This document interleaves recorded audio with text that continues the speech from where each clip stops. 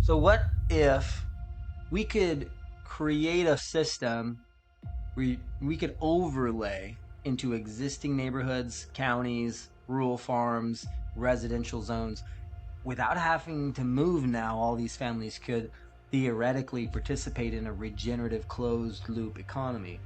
And what if their individual properties of small and larger scales could all inherit this larger umbrella of a regenerative movement, a permaculture community, a community rooted in food, water, shelter, and surplus at home, creating economic certainty and food sovereignty for the people? What if permaculture design was the path to getting that accomplished now in our generation so that our kids didn't have to fight the wars of their fathers? And what if beyond that, that framework was duplicatable and we could do it community to community to community across the United States?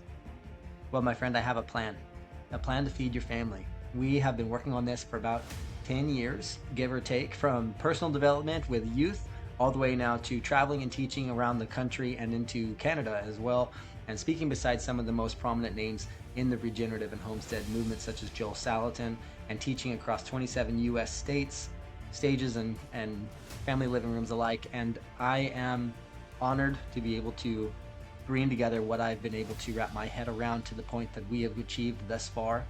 And I'm anxious and excited to see it unfold as we develop hubs across the United States to demonstrate what I'm telling you.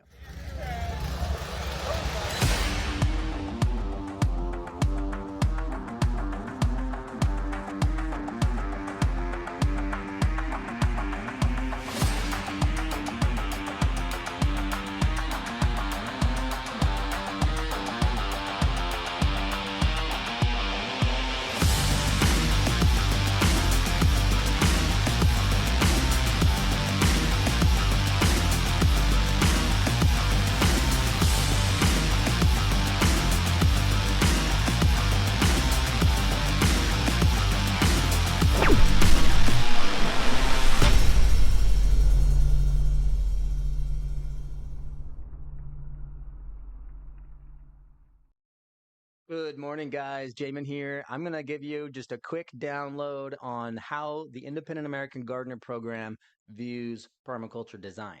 Why do we say TIAG? And when I'm talking about personal development all the time, and also permaculture and regenerative land projects, what is the combination? How does this all come together? So we have this fun little intro graphic here. It's just a PDF we can send you. We send out with all of our packets and attendee programs and things for events. And it just helps guide you through a little bit of the understanding and clarity on how we view permaculture and then how we apply that to the world in what we're doing with our mission. And, you know, our emergency preparedness kind of philosophy and our personal development philosophy and the closed loop economy philosophy and all of the ways that permaculture can complement these things into becoming the how that we bring all that about, and also develop communities in a sense of empowerment and self-preservation and have a moral, ethical self-mastery in that scale as well. So there's a lot that goes into that. So how do we term that? How do we look at permaculture? You'll notice that if you're somebody who has dove into permaculture at all, there's some woo-woo stuff. There's some stuff that is like really off the rocker. And then there's also some stuff that is really on point and you're just like, wow, that resonated with me and this feels good. Like there's something about this that I need to explore, I need to know more about. And then you'll also find that the more that you explore, the more there is kind of like this middle ground, and also this kind of umbrella group in permaculture that talks about permaculture as just gardening. Like it's just gardening. That's it. Permaculture is like gardening in the forest. It's just like chaos gardening, throwing seeds all over, and that's not true. Um, so I just want to break this down a little bit for you right off the bat. We have this like kind of breakdown that makes it super clear. So we look at permaculture as permaculture development, permaculture and personal development combined. We are helping families across America achieve total self-sufficiency through permaculture design and personal development.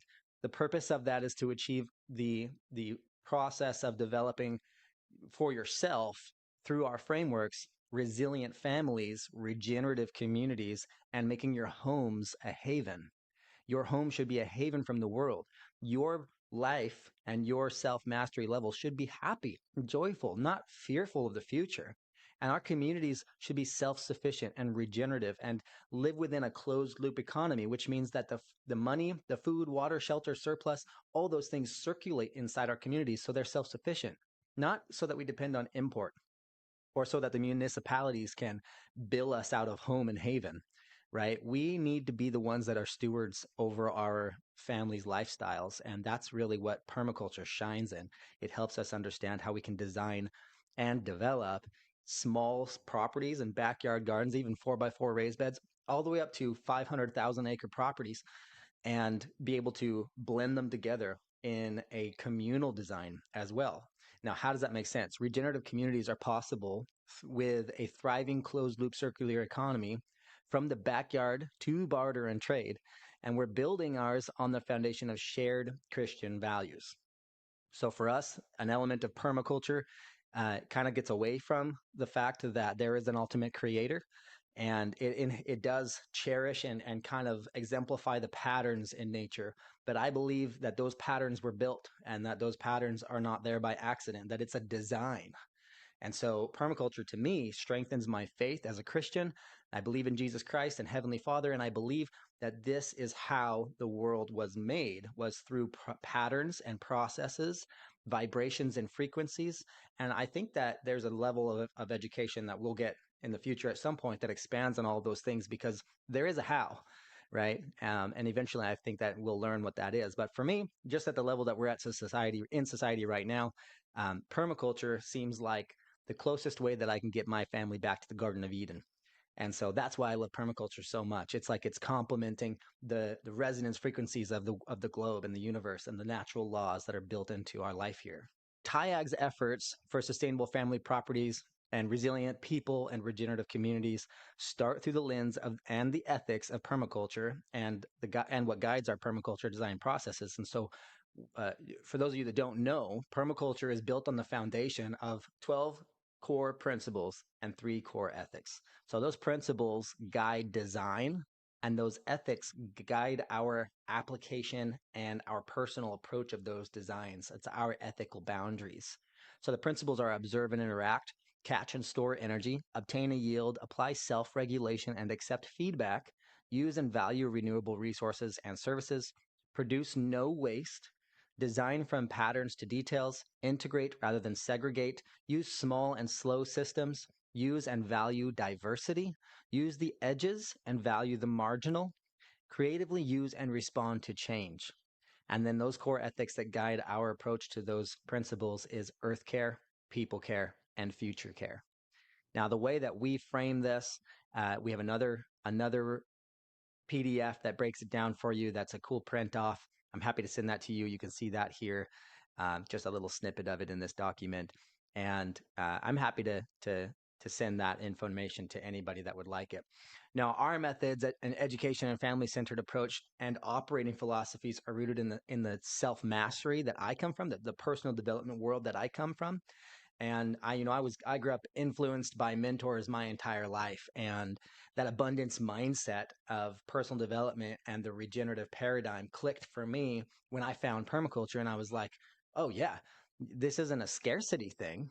Permaculture ultimately in the beginning, I think, was rooted largely in solving the problems of the world that exist, the world's greatest problems, because when you look at what's happening, it is scary. It is actually really dire. There are severe problems that are facing the world and our future generations in everything from scarcity to wars and plagues and social economic issues and geopolitical issues, and then all the way down to the actual planet itself. There are debates about the global warming and the climate extremes and all these other things the solar system is doing. And when you look at the realities and you look at the science and you deep dive, not surface level conversation, but you actually deep dive and get into the science, and then you recognize that all of those different types of sciences that you're getting into, you have to get into more than one, are all compounding. A compound effect is scary. There's some stuff coming, my friends, and there's nothing but save it, in my opinion, God will reverse. But what we can do is we can prepare every needful thing to make it through those hard times. And just like every generation before us, when those hard times come, we will be prepared and ready to face them head on. And we need not fear because we know who's in charge. That's the way that we look at permaculture. That's the way we look at the scarcity and the fear kind of behind all of those things. Uh, and that's the way that we choose to opt into the regenerative paradigm and look at the world in an upward trajectory and an abundance mindset with personal development and self-mastery concepts at its root, to help us move forward with our Christian values and perspectives as well as our family first approach. Now, we partner to bring this all back together with families across the country to help them figure out how to apply permaculture design. So the root of TIAG is taking our framework here, this is our guiding principles here, and what TIAG is in permaculture development, and actually helping you do it, right? And so I can't be on every property in the country. What I can do, though, is I can partner with professionals and other certified designers who align with our concept and get them onto those properties. And not everybody shares the same beliefs as me, but certified permaculture designers can design a property. Engineers can get into the structural aspects and the GIS softwares, right? We can get on the ground. We just need to do it collaboratively. So I'm a firm believer in educated collaborative action. That's how we make the independent American gardener vision for self-sufficient communities across the country a reality. Now, part of the personal development background that I come from taught me a long time ago that thoughts become emotions, and those emotions become the actions that we perform in the world. And those actions we perform give us the results in the life that we're experiencing. And so ultimately, everything around us is created by us, which is a wild concept. And so I believe that we can bring all this together and fulfill our mission for families across America with a food forest in every yard and a mentor in every home and a hive trap in every tree and a regenerative community in every county. And I believe that we can do this by our example. Now, like I said, we partner with on behalf of families for permaculture designs made by professionals in their fields. And so I don't do everything myself anymore. In the beginning, 7 years ago, when we started doing permaculture designs for families, based on our own experience and our own food forest projects and gardens, and then my background in construction and greenhouse development and homesteading, I ended up kind of overwhelming myself, doing everything myself, trying to help everybody that I could because I saw the greater vision. And so I quickly learned the power of collaborative, autonomous action. And so we are initiative driven. We invite people to get involved. We create the structure that they can get involved with.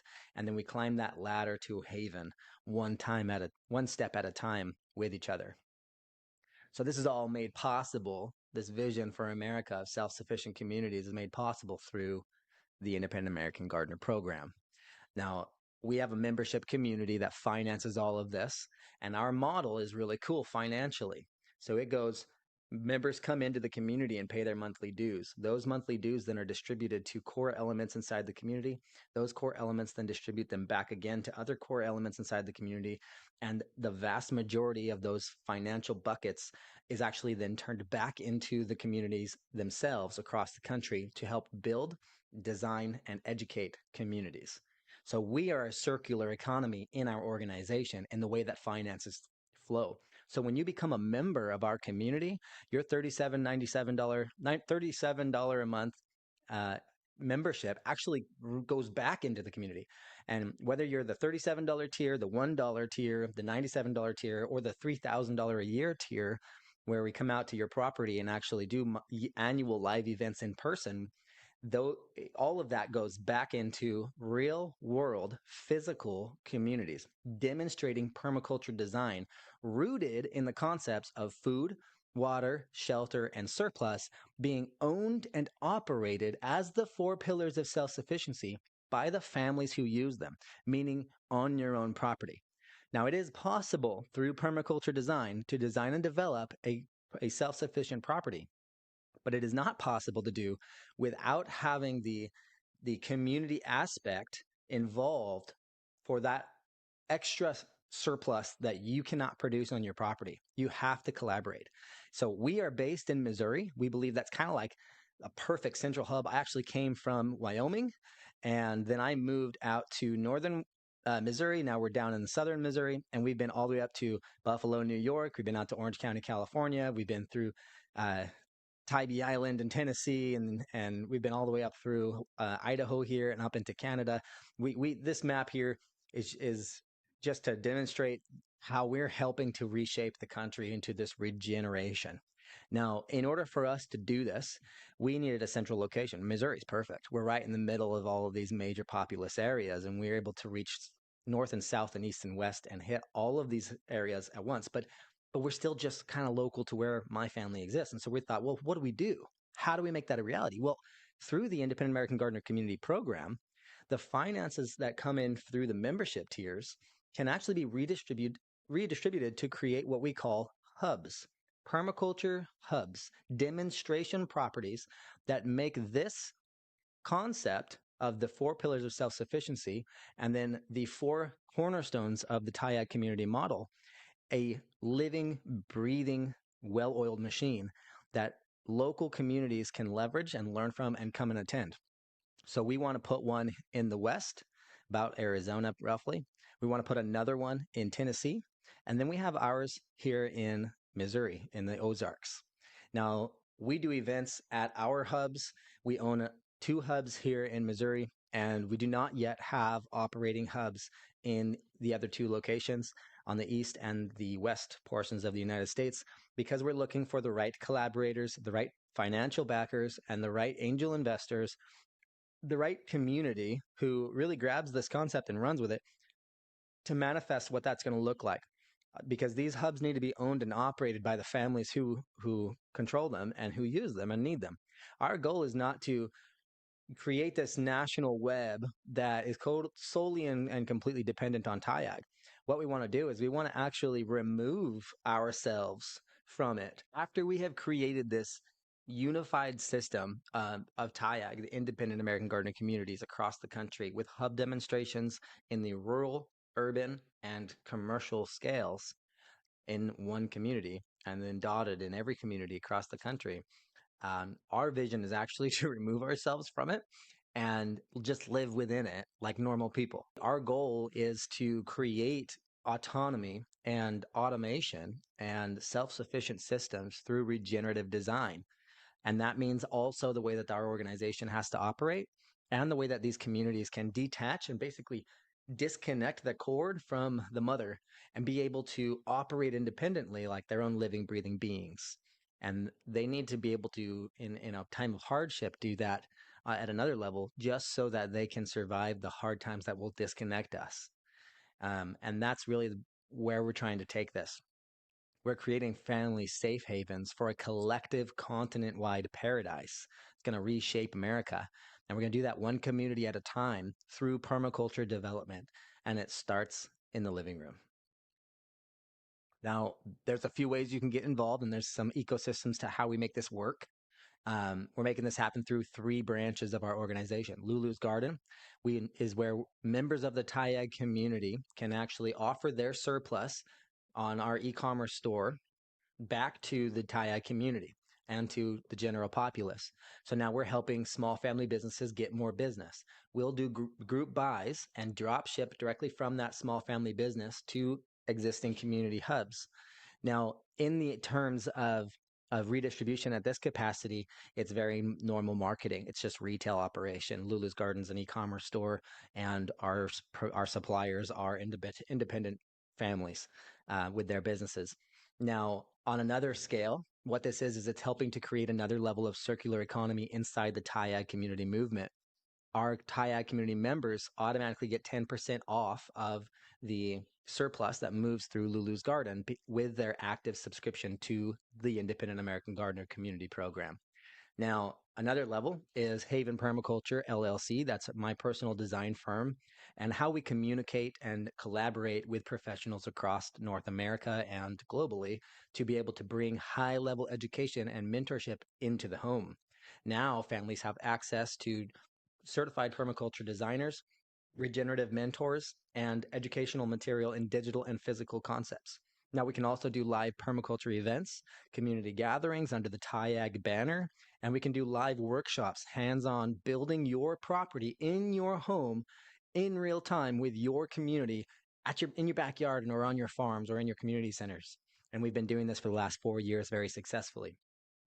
Now, another level beyond permaculture designs for those community family members and for the communities themselves is the Independent American Gardener, the framework that kind of holds it all together. Now, our goal for TIAG is to develop it to become a 501c3 nonprofit, so that we can leverage grants and larger infrastructural payoffs from big organizations and big companies to be able to get those big checks. Frankly, that's it, and move it back into TIAG communities so that we can build regenerative farms, regenerative homes. We can develop and demonstrate permaculture at an extreme level, but we got to be able to receive those bigger investments. And we have been through quite a lot of thought to figure out exactly how do we want to do this, and we believe that a 501c3 nonprofit is going to be the way to make it realistic. Now, we can do that work right, selflessly and correctly, with a nonprofit, not profit driven.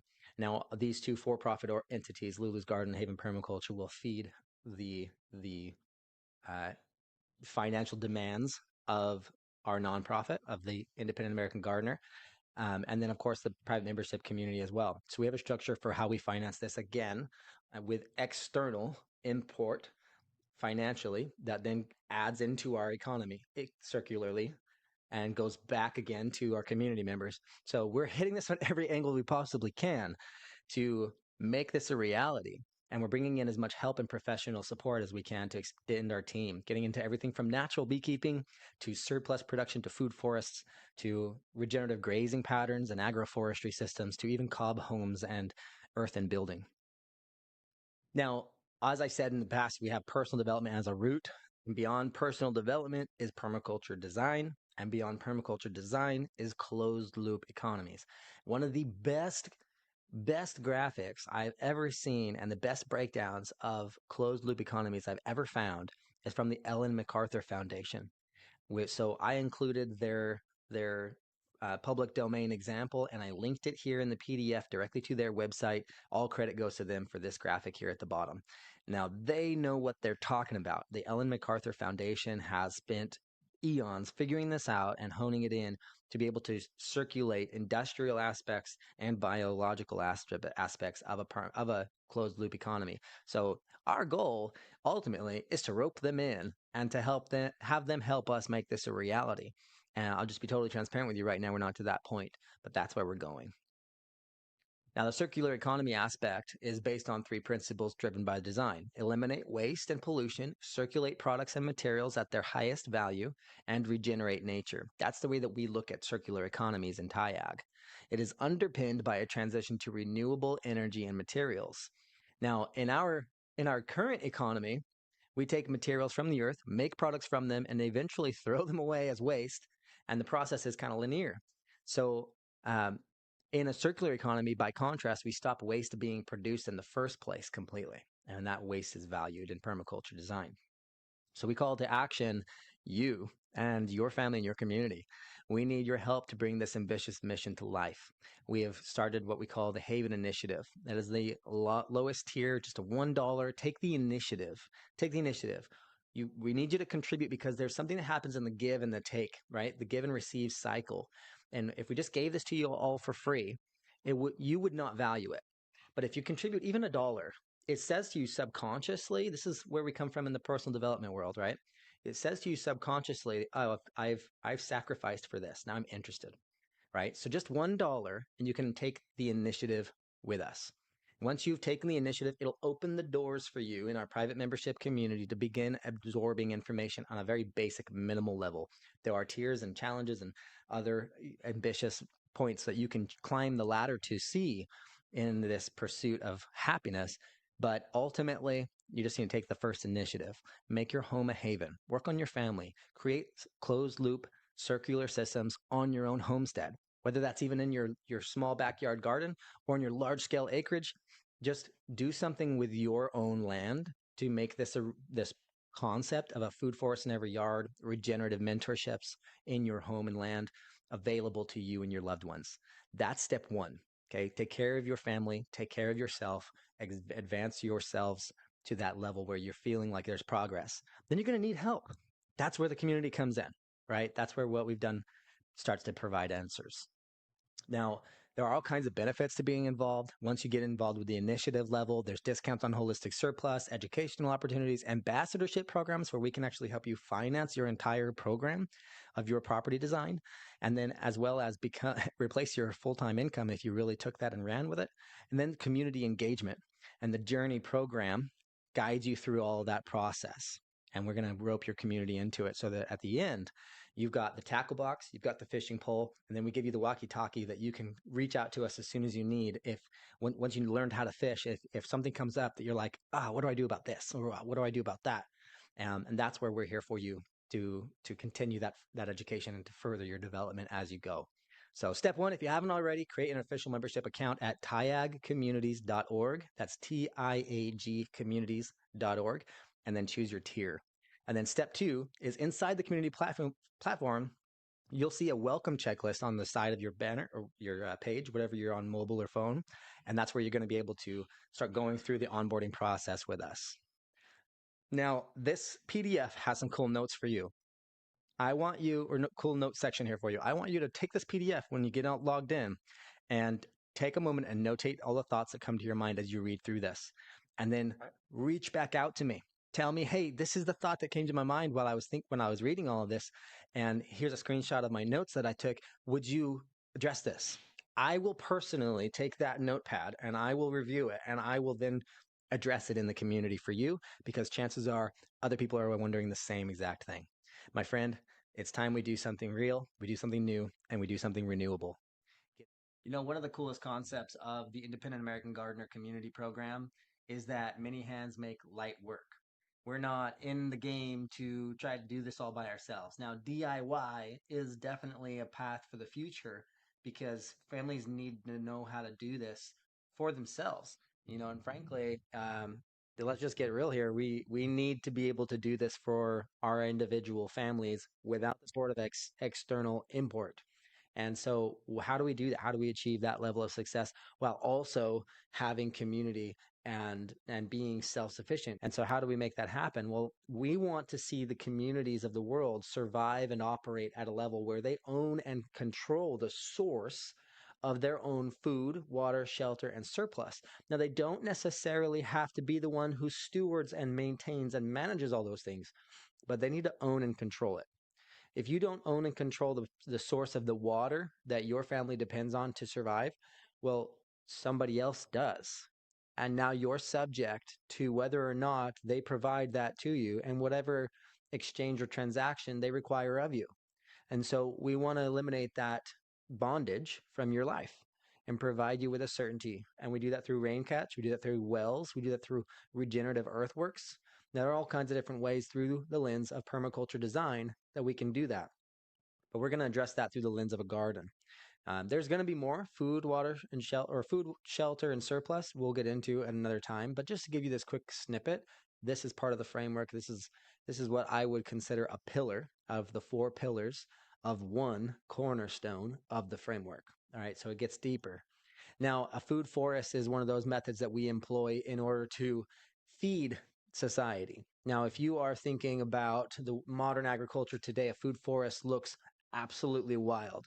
Now, I know from my experience of growing up and what I was raised with, you know, you'd rototill the aisles and it was a lot of work. And you go back in time to World War II with the Victory Gardens, and it was intensive to try to maintain a family food supply. And frankly, it was almost out of desperation. But prior to mainstream agriculture, which is really only about 200 years old, what do you think people did? We bartered and traded. What we couldn't produce for ourselves at home, we bartered and traded for. Other people provided something that they were good at. We provided something that we were good at, and we exchanged to fill the gaps.